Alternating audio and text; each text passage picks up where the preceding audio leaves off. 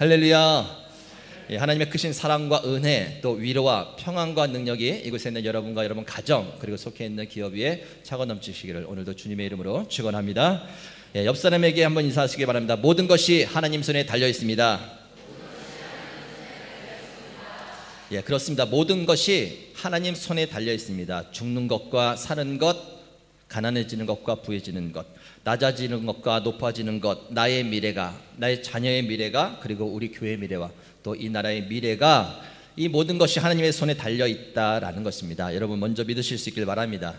모든 것이 하나님의 손에 달려 있다는 것을 믿는다면 우리는 먼저 그분의 능력을 믿어야 하는 것이죠. 살리시는 하나님의 그 능력을 믿어야 되죠.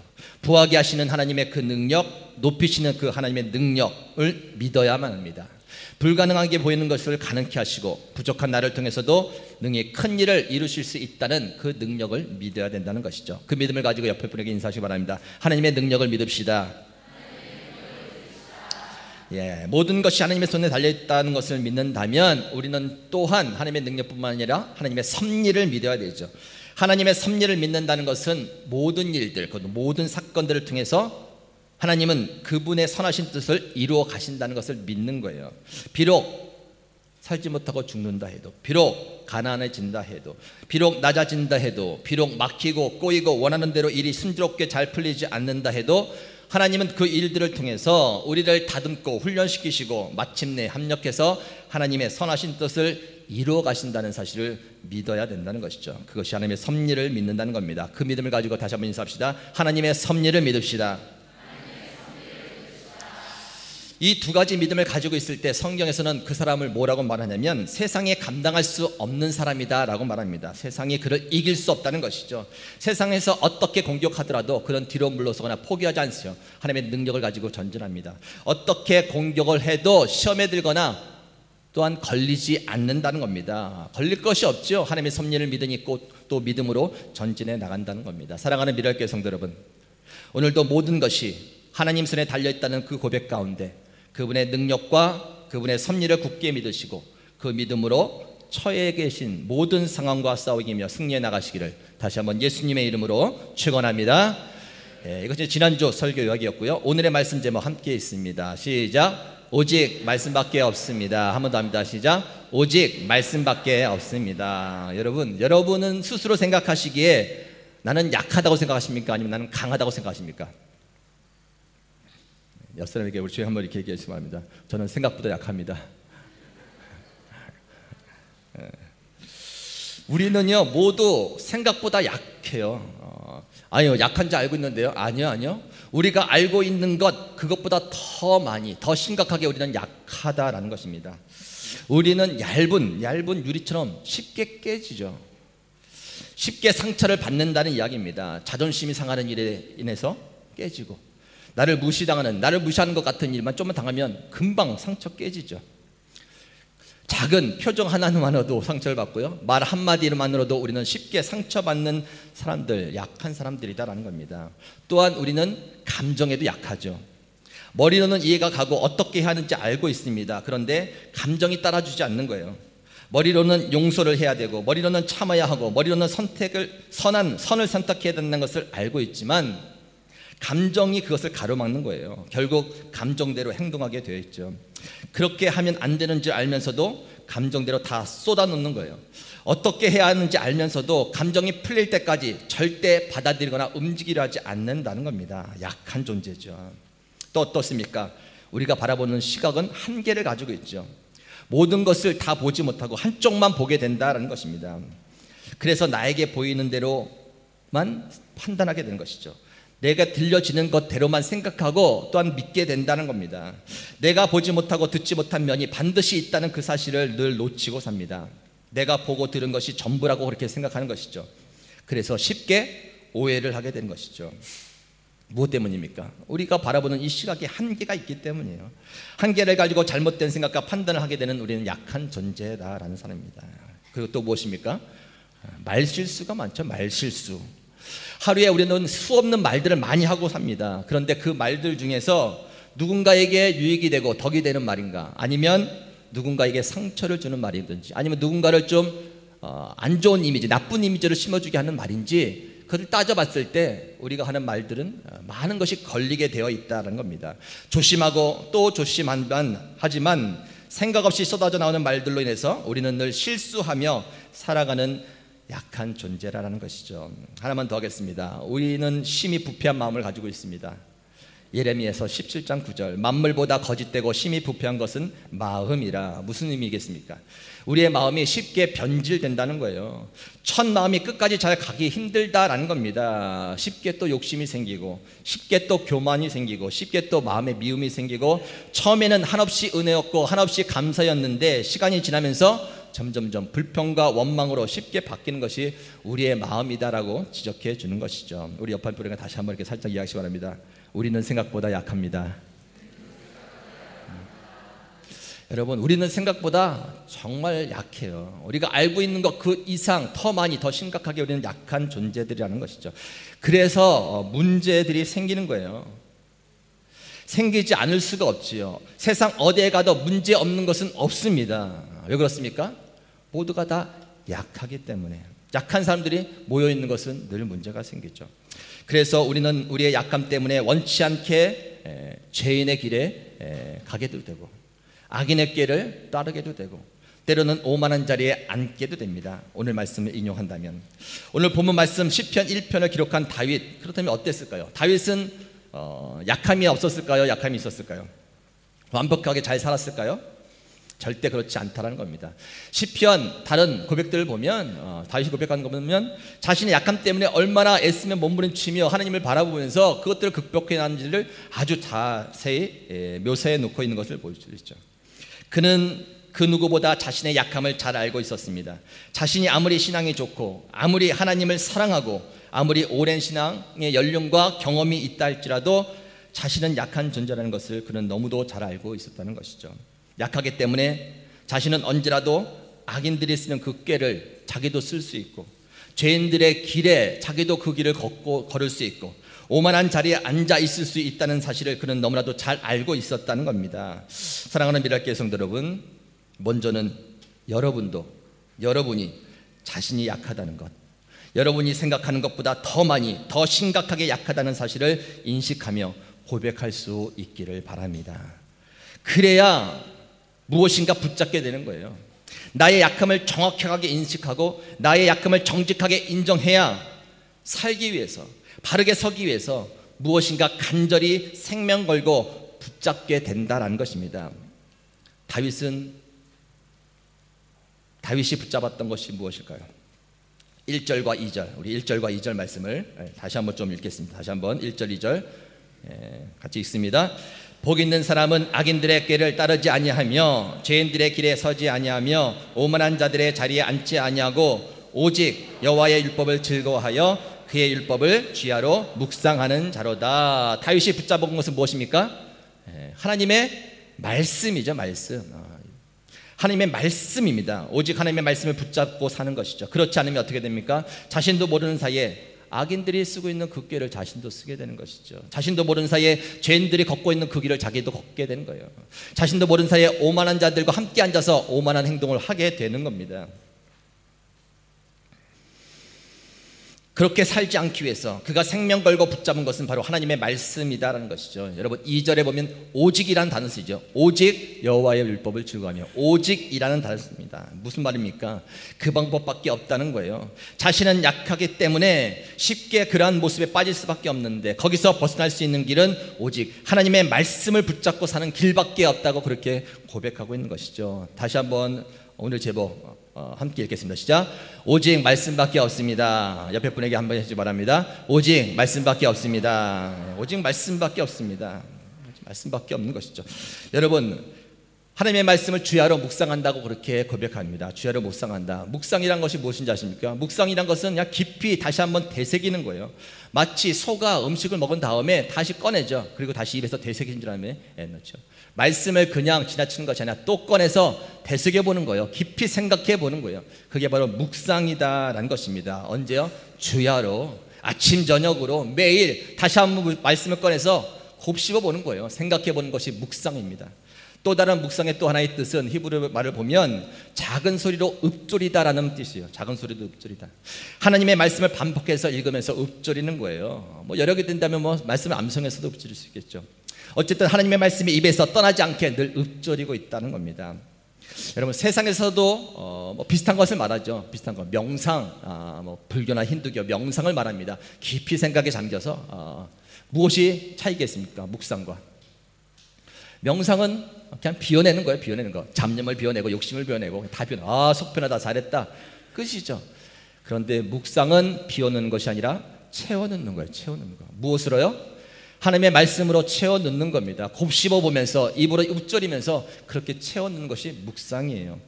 다윗이 그렇게 했다는 겁니다. 주야로 하나님의 말씀을 즐거워하면서 또 되새기고 읊조리면서 묵상을 했다는 겁니다. 오직 하나님 말씀밖에 없습니다. 거기서 벗어날 수 있는 게 그밖에 없습니다 라고 그렇게 생각하고 주야로 그 말씀을 묵상했다는 겁니다. 여러분, 말씀을 주야로 묵상하면 죄를 짓지 않게 될까요? 날마다 말씀을 주야로 묵상하면 오만해지지 않을 수 있을까요? 날마다 말씀을 묵상하면 죄인들이, 악인들이 쓰는 그 꾀를 안 쓸 수 있을까요? 피해갈 수 있을까요? 제 경험상은 안 되더라고요. 안 되죠. 또 실패하고 또 감정에 사로잡히게 되고 또 상처받고 또 악인들의 꾀를 쓰게 되고 죄인들에게 해서게 되고 오만해지고 잘 안 되더라고요. 맞습니다. 당연한 겁니다. 그러나 말씀 앞에 선 자와 그렇지 않은 자의 차이는 엄청난 차이가 있는 거예요. 말씀이 없는 자는 그냥 그대로 가게 됩니다. 감정대로 그냥 가고 상황대로 그냥 가고 자신의 생각과 판단대로 그것을 기준 삼아서 그냥 가는 거예요. 그러나 말씀이 있는 자들은 알게 되죠. 무엇이 잘못된지 깨닫게 됩니다. 그래서 방향을 바꿀 수 있는 것이죠. 돌아설 수 있는 겁니다. 자신이 지금 어디로 가고 있는지 말씀을 통해서 점검받고 방향을 바꾸고 그쪽으로 나아갈 수 있는 겁니다. 물론 쉬운 일은 아니겠죠. 완벽하게 그 말씀대에 도달하기도 힘들 수 있습니다. 그러나 하나님께서 최소한 그 모습을 보실 때 그 애씀과 노력에 대해서 칭찬해 주실 것이고 그렇게 애쓰고 노력하는 자들에게 더 큰 은혜를 부어주실 줄 믿으시기 바랍니다. 그러한 자에게 은혜를 더해 주시는 거예요. 그래서 여러분, 다음이 중요해요. 그 다음이 중요합니다. 그 다음. 언제 다음이요? 우리는 약하기 때문에 쉽게 상처받고 감정에 따라 움직이고 시각의 한계 때문에 잘못된 생각과 판단으로 오해를 하게 되고 말실수를 하게 되고 쉽게 마음이 변하지만 그 다음이 중요하다는 겁니다. 그 다음. 그렇게 되었을 때 무엇을 붙잡고 어떤 기준을 가지고 어느 방향으로 나아가는지가 중요하다는 거예요.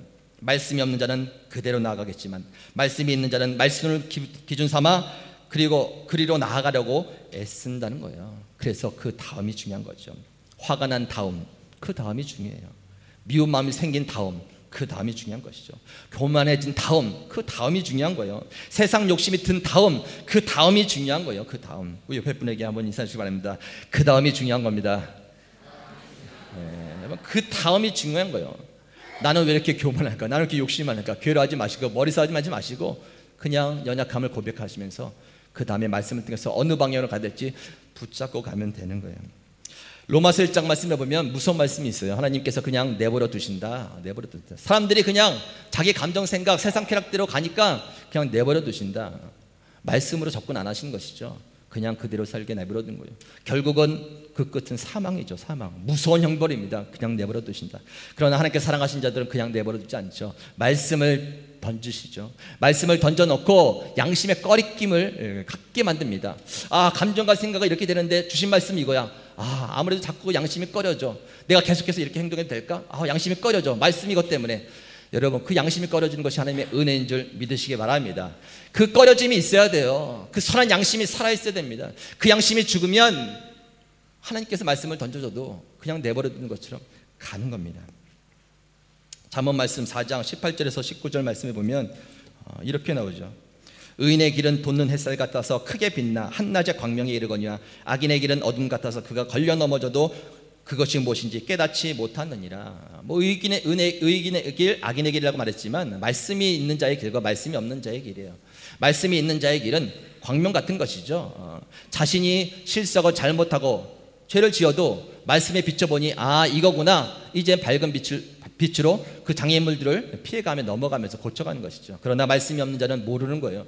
가다 걸려 넘어져도 어둠 속을 걷는 것좀 잘 모르는 겁니다. 이리 부닥치고 저리 부닥치고 내가 뭐에 부닥쳤는지 뭐에 걸려 넘었는지 말씀이 없으니 볼 수 있는 눈이 없다라는 것입니다. 성경을 우리에게 왜 주셨는가? 디모데후서 3장 16절 모든 성경은 하나님의 감동으로 된 것으로 교훈과 책망과 바르게 함과 의로 교육하기에 유익하니 라고 나오죠. 성경은 우리에게 유익한 책이랍니다. 어떤 일로? 우리에게 바른 교훈, 또 잘못 가면 바르게 가는 길, 때로는 책망, 때로는 의를 따라 갈 수 있는 그 길로 인도하는데 아주 효과적으로 사용된 유익한 책이라는 겁니다. 그러나 만약에 그런 것들을 받지 못한다면, 성경을 읽고 교훈을 받지 못하고, 성경을 읽어도 바른 길로 가지 못하고, 성경을 읽어도 책망이 느껴지지 않고, 성경을 읽어도 의의 길을 따라가지 못한다면 성경은 우리에게 무익한 책이죠. 수많은 지식의 말씀이 있는데도 불구하고 그 말씀이 나를 고치고 바른 길로 세워가는 그거에 유익이 안 된다면 그 지식은 다 무익한 지식이다라는 것입니다. 여러분, 성경이 저와 여러분에게 유익한 책이 되기를 주님의 이름으로 축원합니다. 말씀을 통해서 뭔가 깨달아지고 말씀을 통해서 방향을 잡을 수 있어야 된다는 거예요. 디모데후서 3장 17절 말씀, 이어지는 말씀이죠. 이는 하나님의 사람으로 온전하게 하며 모든 선한 일을 행할 능력을 갖추게 함이니라. 말씀을 통해 하나님의 사람으로 온전하게 만들고 말씀을 통해 선한 일을 할 수 있는 능력을 기운다는 것이죠. 한마디로 하나님의 말씀은, 성경은 곧 믿는 자들의 능력이 된다라는 겁니다. 능력. 경건의 모양은 있지만 능력이 없는 자들, 무엇이 문제겠습니까? 말씀이 내게 능력이 되지 않는 거예요. 삶은 삶대로, 감정은 감정대로, 어쩔 수 없는 일이고 말씀은 따로 있고, 그 말씀이 내게 능력이 될 수 있겠냐는 것이죠. 그러나 성경은 사람을 온전케 하고 선한 일을 할 수 있는 능력을 주는 말씀이라고 분명히 가르쳐주는 것이죠. 만약에 내 삶 가운데 이 말씀이 능력이 되지 않는다면 문제가 있는 거죠. 문제가 잘못 나가고 있나는 것이죠. 하나님의 말씀, 성경이 다시 한번 저와 여러분에게 능력이 될 수 있기를 주님의 이름으로 축원합니다. 말씀을 통해서 삶이 풍성해져야 되고, 말씀을 통해서 오늘도 하나님 내게 주신 말씀을 통해서 날 사랑한다, 참 좋다, 즐겁도다, 말씀을 통해서 확인받으니 즐겁도다, 말씀을 통해서 나를 사랑하는 거 확인하고, 말씀을 통해서 두려워하지 말라는 거 확인하고, 위로받고 힘을 얻고, 혹 잘못 나가면 바른 길을 가고, 그것이 나의 능력이 되어야죠. 능력이 되어야죠. 미랄교회가 2년 동안 잘 왔습니다. 어떤 분들은 이제 2년 동안 여러 가지 이제 체계를 갖춰오는데, 어떤 분이 생각할 때는 참 답답하다. 왜 이렇게 느리게 가나? 이것도 저것도 빨리빨리 다 채워졌으면 좋겠는데, 이렇게 생각하시는 분도 계실 거고, 어떤 분은 왜 이렇게 좀 빨리 가느냐라고 생각하시는 분도 계실 거예요. 차이가 있겠죠. 그러나 제가 기도하기는 하나님께서 어쨌든 그 단계별로 한 단계 한 단계 우리 교회를 이끌어 가시고 계신 줄 믿습니다. 그때에 맞춰서 필요한 때에 수많은 것들이 다 요구되지만 그것을 받을 수 있는 수준이 될 때에 한 단계씩 인도해 주실 것을 저는 믿습니다. 제가 2년 동안 기도한 것이 무엇이냐면 미랄교회 큐티를 하는 거예요. 큐티. 처음에 교회가 세워질 때부터 큐티에 대한 마음이 있어요. 큐티가 무엇입니까? 이제 하나님 말씀이죠. 말씀. 조용한 시간을 가지면서 매일매일 하나님 말씀을 묵상하면서 가는 거예요. 놓치지 않고 묵상하고 하루 동안 한번 적용해보고 놓지 않고 하나님과 말씀 들어서 가는 것, 그것들을 하고 싶은 열망이 있었죠. 모든 교회들이 다 하는 것이 큐티예요. 큐티. 다른 교회들이 다 하니까 우리 교도 해야지. 구색을 갖추기 위해서 안 되더라고요. 안 되더라고요. 때가 될 때 주님께서 주시겠지. 기도하고 왔는데 2년 동안 기도해서 지금 이때가 하나님께서 이제 말씀으로 기초를 다져야 된다는 것을 확신을 주시는 것이죠. 여러분, 제가 2년 동안 기도하면서 이제 큐티를 합니다라고 선포한 것, 여러분 가볍게 듣지 마시기 바랍니다. 2년 동안 기도하면서 준비했다는 건 뭐냐면요, 그냥 형식적으로 물렁물렁하지 않겠다는 거예요. 다 하셔야 돼요. 다 하셔야 돼요. 다 동참하셔야 돼요. 어떤 방법이든지 여기 동참하셔서 같이 나가야 돼요. 같이. 이제 때가 된 줄 믿습니다. 말씀과 기도로 틀을 잡는 해가 돼야 돼요. 3년 동안 말씀과 기도로 기초를 다져진 교회, 얼마나 말씀과 기도를 다져졌겠습니까? 전해지는 선포되는 말씀이 기초적인 것이죠. 기초적으로 신앙을 달아야 될 메시지들이 계속 선포되는 것이죠. 이것을 뛰어넘고 이제 영혼을 향해서 선교를 위해서 뛰어가야 될, 감당해야 될 그런 사명들이 있는데 지금 열심히 기초를 닦는 거예요. 기본부터 닦는 것이죠. 그래서 올해 말씀과 기도로 기초를 다져진 든든한 교회, 때가 됐다고 믿습니다. 올해까지만 할 거예요. 그래서 하반기 때는 이제 말씀의 틀을 잡는 거죠. 시스템, 큐티뿐만 아니라 이제 성경 공부도 체계적으로 잡히겠죠. 그 기도하는 틀도 잡히겠죠. 미랄교인이라면 모두 다 큐티인이 되기 바랍니다. 여러분 만나시면 예전에는 잘 못 드셨을 때, 아주 오래될 때 만나시면 뭐라고 인사하죠? 식사하셨습니까? 그러죠. 매일 굶고 사니까 식사하셨습니까? 식사하십니까? 근데 옆에 분에게 인사하시기 바랍니다. 큐티 하셨습니까? 이제 만나시면 딴 인사하지 마시고요. 큐티 하셨습니까? 미랄교회들의 인사가 좀 이렇게 됐으면 좋겠어요. 큐티 하셨습니까? 듣는 사람이 찌끄매가지고 오늘은 굶었습니다. 서로 자극을 주면서 또 구역장 중심으로 남성교회 회장을 중심으로 해서 전체가 다 그렇게 이끌어갈 거예요. 확인하고 격려해주고 난 방법을 잘 모르겠는데 제가 전체적으로 한번 설명할 기회를 갖겠지만 모르면 또 물어보시고 많이 경험 있는 분들 가시면 되는 거예요. 어떻게 해야 되는 것이죠? 처음에는 어색하죠. 힘들죠. 말씀을 통해서 하나님 만난다는 거 힘듭니다. 그러나 그냥 따라가면 돼요. 순종하고 습관이 되도록 교재는 제가 책 선전 하나 하겠습니다. 날마다 쏟는 샘물. 날마다 쏟는 샘물. 이걸 정했어요. 여기 뭐 질문, 초보자도 할 수 있는 질문들이 한 4개씩, 5가지씩 이제 질문이 되는데, 처음에는 내용과 관찰. 그냥 국어 공부하는 거예요. 누가 하듯이 내용을 살피는 거예요. 가장 중요한 건 처음에 객관적으로 이 성경을 봐야 되거든요. 객관적인 사실 2가지 질문에 답하면 되는 거예요. 국어 문제 푸는 거예요. 근데 그 질문들이 메시지를 향한 질문이죠. 그리고 나서 세 번째 질문은 연구와 묵상. 그 질문한 내용 중에서 깊이 이제 해석하는 어떤 의미가 있는지 생각해 보는 겁니다. 처음에는 쉽지 않지만 이제 도움 글이 있는데 그것들을 보고 하면서 이렇게 하는구나. 샘플도 잘 책에 나와 있어요. 큐티 샘플에서 어떻게 했든지 잘 나와 있어요.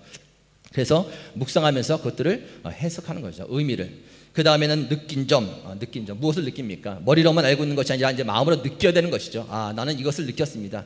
처음에는 느껴지지 않으면 느껴지지 않았습니다도 좋습니다. 그러나 시간이 되면서 느껴지는 있는 그대로 적어나가는 것이죠. 그리고 결단과 적용, 어떻게 결단하고 적용하시겠습니까? 적용해야죠. 삶에서 말씀의 능력이 되려면, 교훈과 책망과 바른 것과 의로 유익한 책이 되려면 적용을 해야 되죠. 나에게. 그래서 가는 거예요. 하루하루 주일날 이렇게 선포되는 말씀은요, 여러분, 그냥 고기를 잡아드리는 거예요. 제가 고기를 잡아서 막 던져주는 거예요. 앉아서 잘 드시고 있잖아요.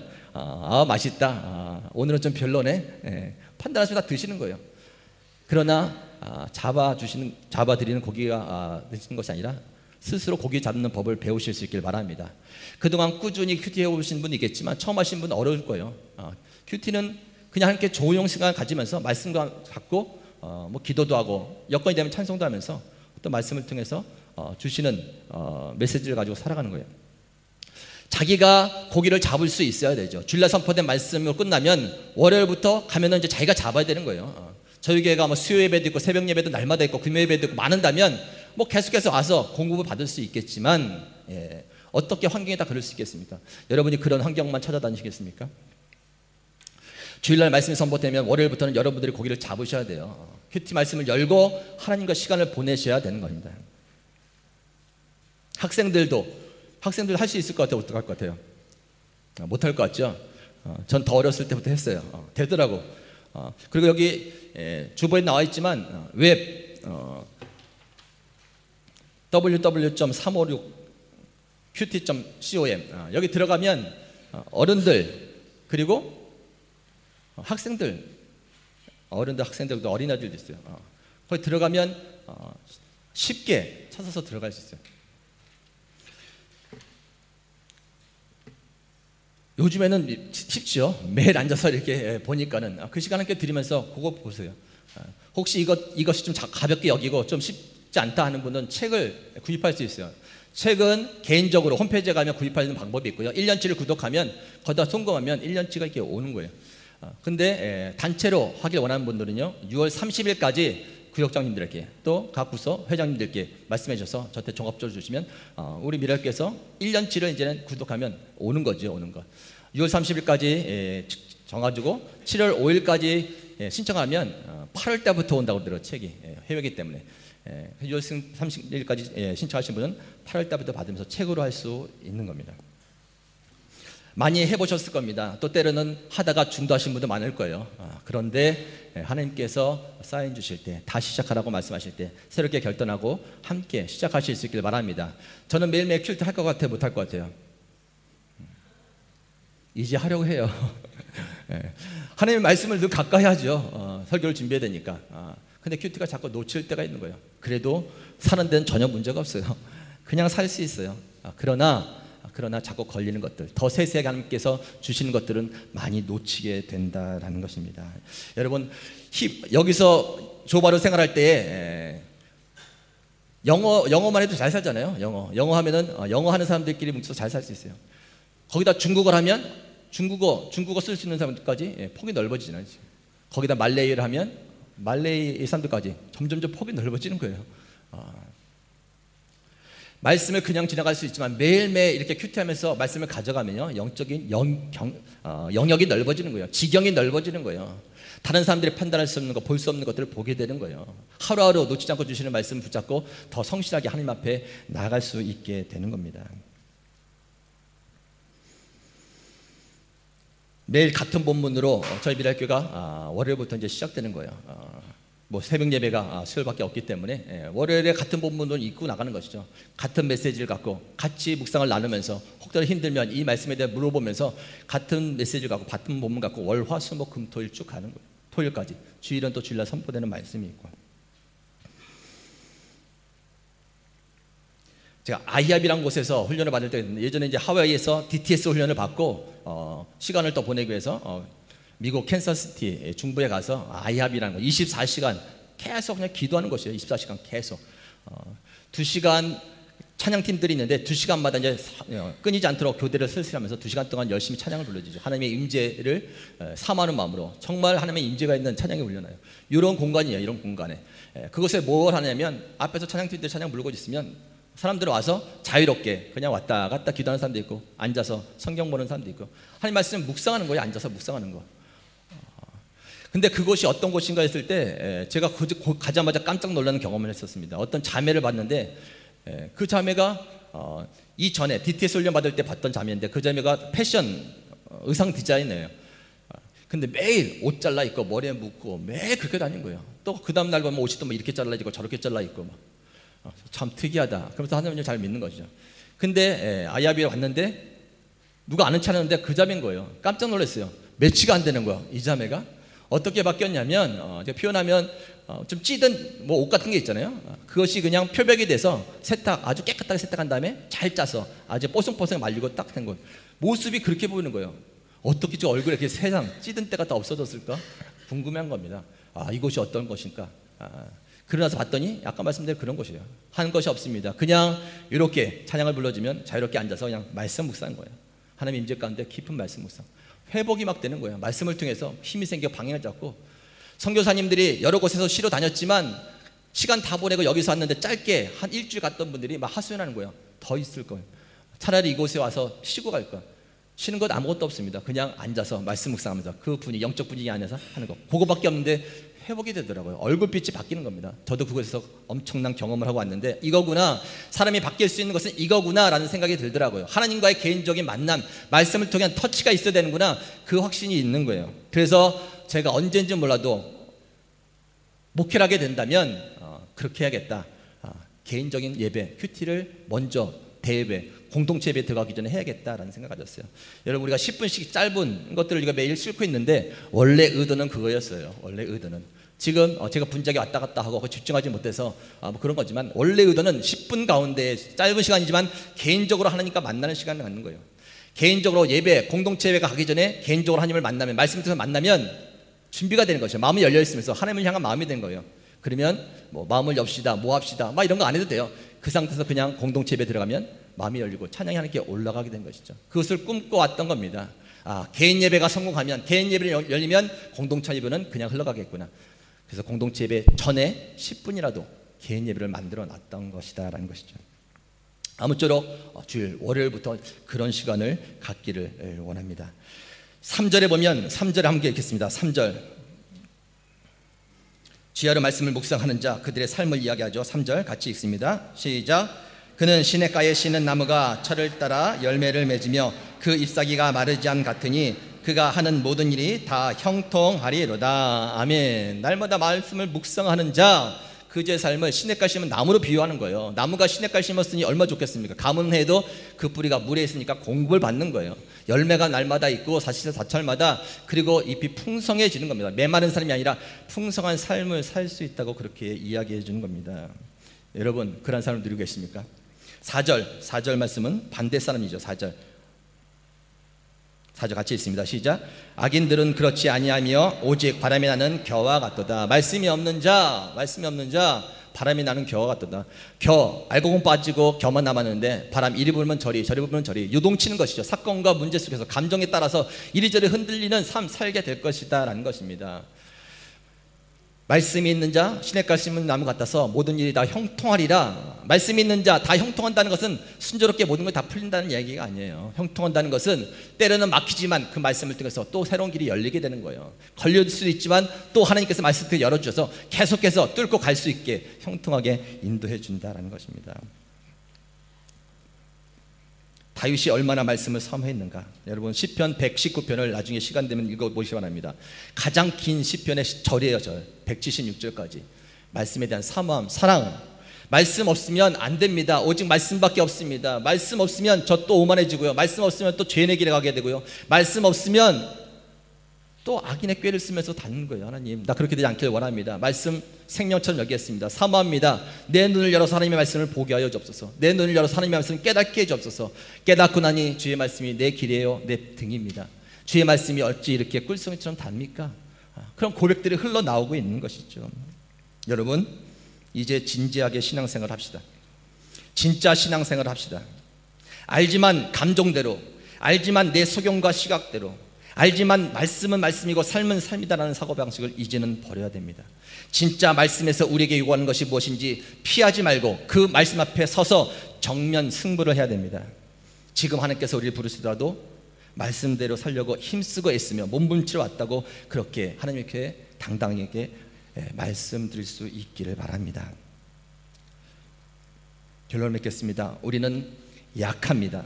쉽게 상처받고 감정을 따라가고 시각의 한계를 가지고 있고 말실수가 많고 쉽게 마음이 변질됩니다. 그래서 우리는 원치 않게 악인들의 꾀를 따르기도 하고 죄인들의 길에 걷기도 하고 오만한 자들의 자리에 앉기도 합니다. 거기에서 벗어나는 길은 오직 하나입니다. 하나님의 말씀을 즐거워하며 주야로 그 말씀을 묵상하는 것. 잘못을 할 수 있지만 중요한 것은 그 다음입니다. 무엇을 기준으로 행동을 이어갈 것인가. 늘 하나님의 말씀을 통해 방향을 잡고 완벽하지는 않을지라도 그 말씀대로 살려고 애쓰며 노력할 때 우리는 하나님의 더 큰 은혜를 잊게 될 것입니다. 열매 있고 풍성한 삶을 살게 될 것입니다. 어떤 일에도 요동치지 않게 될 것입니다. 이제 새롭게 결단하는 큐티 생활을 통해서 그러한 삶이 새롭게 펼쳐지는 저와 여러분 되시기를 예수님의 이름으로 축원합니다. 하나님 감사합니다.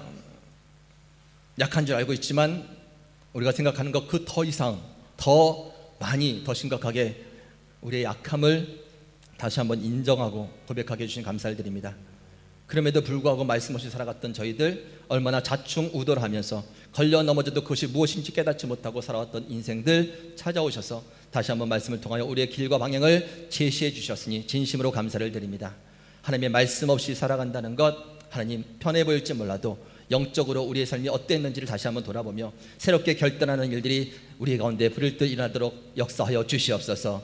미랄교회 때가 되어 선포하게 해주시는 이 말씀, 하나님 오직 하나님의 말씀밖에 없다는 이 고백 가운데에서 이제 새롭게 시작하는 아버지 말씀책을 붙잡고 한마음 되어서 같은 본문으로 아버지 깨닫고 느끼며 주여 주님께서 원하시는 방향으로 이제는 온전히 믿음의 반석에 굳건히 서고 또한 말씀의 기초에 굳건히 서서 아버지께서 원하시는 방향으로 힘있게 전진하는 저희들 다 되게 하여 주시옵소서. 그러한 가정들 되게 하시고 그러한 사랑하는 우리 자녀들 되게 하여 주셔서 말씀의 기초 위에 앞으로 맡기시는 그 일들을 감당하며 영광 돌리는 우리 모두가 되게 하여 주시옵소서. 예수님의 이름으로 기도 올렵나이다. 아멘.